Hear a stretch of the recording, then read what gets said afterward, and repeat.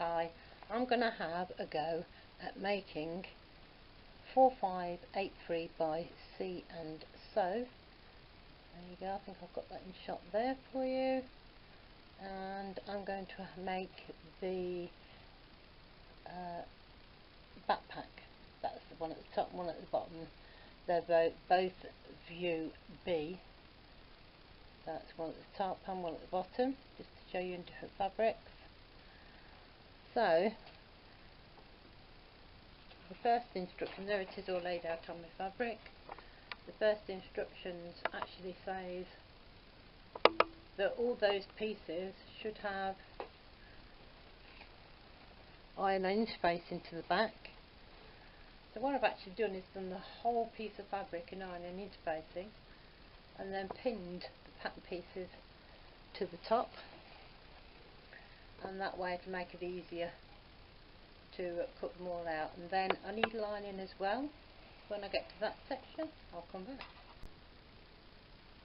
Once you've cut out all your fabric and you've interfaced it and all your lining, anything else you need to make this work, and you've cut it all out, and then the first section is to do this loop and then put the first clasp, which is, this is called a socket part of the magnetic loop, magnetic clasp. This is the like a ball, so it's like a ball and socket. So that ball, one that sticks up, goes inside the one that's indented, and that's called the socket. This is pinned in the placement areas that I got off the pattern. So that's in place. We've parked the clasp, and that's the next section done, which is the one without the interface, and there's two of these, and that's ready. This is both sections. That's the back, that's the one with the interfacing, is put with the one that we attach the clasp onto at the front, and you sew it together. I'll clip the corners, and that's it on the inside, and then you turn it inside out and press. That's the next section there, but it does not say on this section here. Oh, I probably can't see it. Let's see if I can get you a bit lower. That's exactly the same picture as what I've done, but it doesn't say anywhere whether it's got to be on the front or on the back. It doesn't say a word, so I'm just guessing it's the front if it's different. At the moment they're just basted across. If it's different, I'll change it. Right, that's been added on and basted just across the stitching line, just across there, and it's actually reading exactly the same as what the picture should. I'll try and get it down to the picture. There you go. Again, I'm not sure whether I'm supposed to have it that side. It isn't very clear, but we'll see as we go along. Hopefully I'm not doing anything that I can't undo. This section is called back band. Then obviously you fold it in half, leaving a gap, pull it through, press, and then attach it to the on top of where you put the straps. That's the next stage. That's the D-rings. Just been basted on for now. As you can see, I did go wrong because of the way I've had to turn this around the other way. So now it goes in, instead of this being on the same side as all this, I've had to turn it around the other way, so that when I turn it inside out, it actually does attach to the other side to it. So that's as far as I've got so far. I had to turn that round because I had it the wrong way, so unless it actually gives you an impression of something in the material, then it's a blank side, even though it doesn't say. This is what gets me about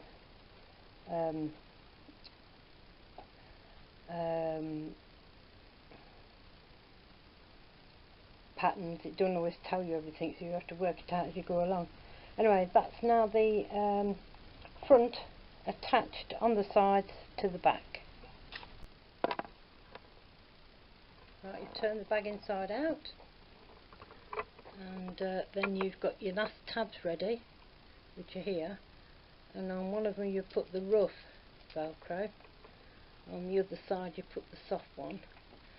On this side you put it so the rough one is facing the bag, and according to the picture here, you might not be able to see it too well, it's just down here.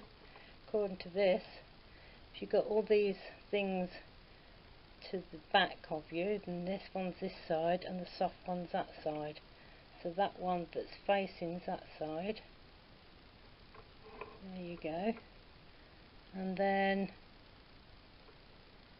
I've got to stay stitch now over the lower edge of bag, which is this side. I must stay stitch this section at the bottom. Right, this is the section where you put the base on.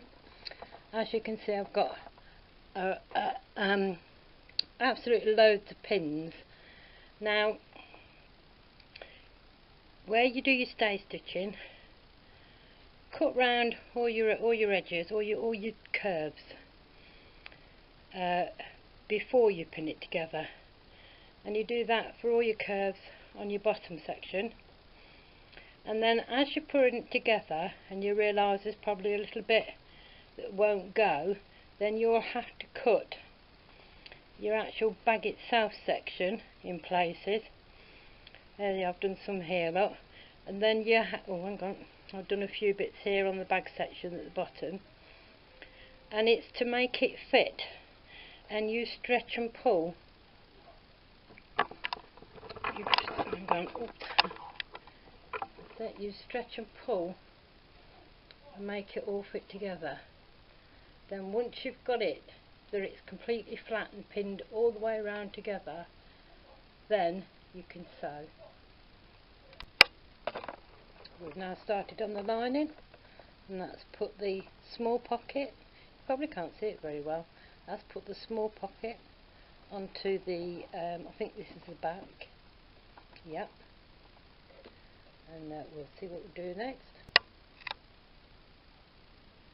Right, so I've now just finished putting these round, making sure that they're the right way, and just sewing them twice onto the ring so they join.